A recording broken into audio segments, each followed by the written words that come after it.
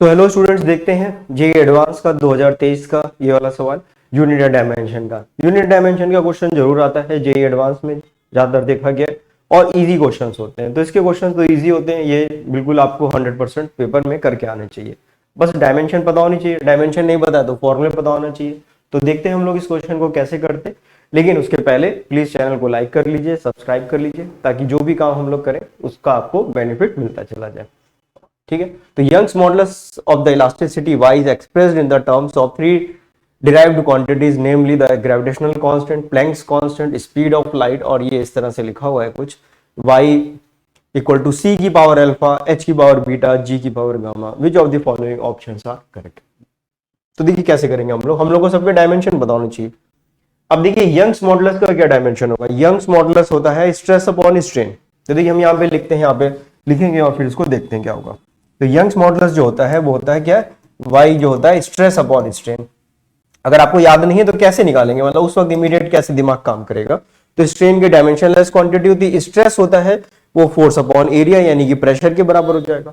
और फोर्स होता है, फोर्स का देखिए डायमेंशन पता होता है, फोर्स का, एक्सेलरेशन का, वेलोसिटी का, एनर्जी का, ये कुछ स्टैंडर्ड डायमेंशन हमें याद ही हो जाते हैं। तो फोर्स का होता है mlt-2 divided by l square, तो ये वैल्यू हो जाएगी ml-1t-2। तो ये डायमेंशन आ गया हमारे पास किसका, यंग्स मॉडुलस का।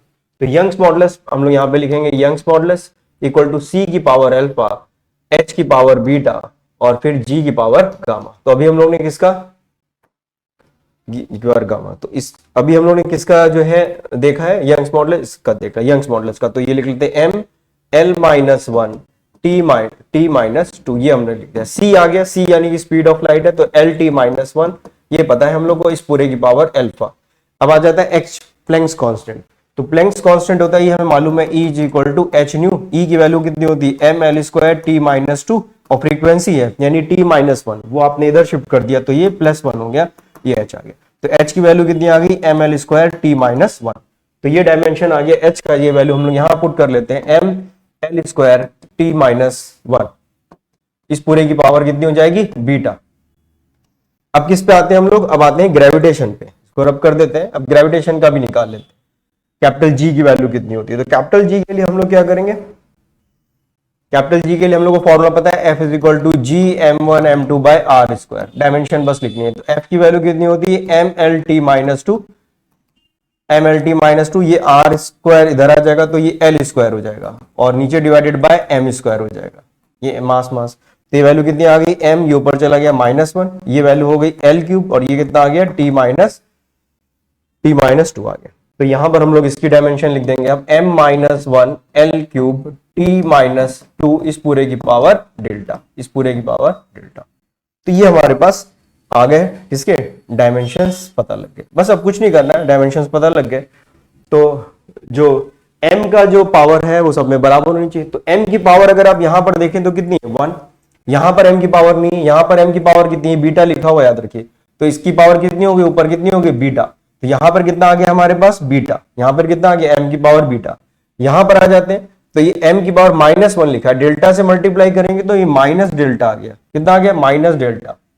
गामा लिखा है, डेल्टा लिख दिया, कोई दिक्कत नहीं। गामा लिखा है, गामा लिख देते हैं हम लोग इसको। तो गामा लिखा है, गामा, तो ये गामा लिख दीजिए यहाँ पर, कोई दिक्कत नहीं। क्या लिखा है, गामा। तो ये माइनस गामा, ये गामा m की पावर माइनस गामा हो जाएगा, ये आ गया। तो और तो कोई डायमेंशन है और ये किसके बराबर होनी चाहिए, 1 के बराबर होनी चाहिए। तो 1 is equal to beta minus gamma. तो अब देखिए हमें जो ऑप्शंस गिवन है उससे भी हम चेक कर सकते हैं। तो हम क्या करेंगे, इसमें पहला वाला ऑप्शन पुट करेंगे। तो बताइए अगर हम ये वैल्यू -1 पुट कर दे और ये +2 पुट कर दें तो ये माइनस प्लस तो 1 आ गया, यानी ए ऑप्शन हमारा करेक्ट हो सकता है बीटा और गामा के हिसाब से। ये चेक कर लेते हैं, ये भी माइनस, क्योंकि ये तो यही दिया हुआ है तो ए और बी में कोई भी ऑप्शन सही हो सकता है। सी और डी चेक कर ले, तो बीटा की वैल्यू अगर आपने कितनी रखी है -1 और ये -2 तो -3 हो गया, तो सी ऑप्शन देखिए गलत हो गया। और इसी तरह से डी ऑप्शन भी नहीं आएगा, ये 1 और ये हो जाएगा 3, तो ये भी नहीं आ रहा है, तो ये भी गलत हो गया। तो तुरंत हमें सी और डी तो एलिमिनेट हो गए, लेकिन फर्स्ट, पहला और दूसरा ऑप्शन जो है हमारे पास, उनमें से कोई हो सकता है। हमें अब अल्फा चेक करना पड़ेगा, अल्फा चेक करना पड़ेगा। और अल्फा बीटा हमें क्या पता लग गया, सॉरी बीटा और गामा हमें क्या पता लग गया, इसकी वैल्यू पता है। तो अब कोई एक और देख लेते हैं, उससे काम हो जाए। तो दूसरा वाला देख लेते हैं, एल वाला, ठीक है।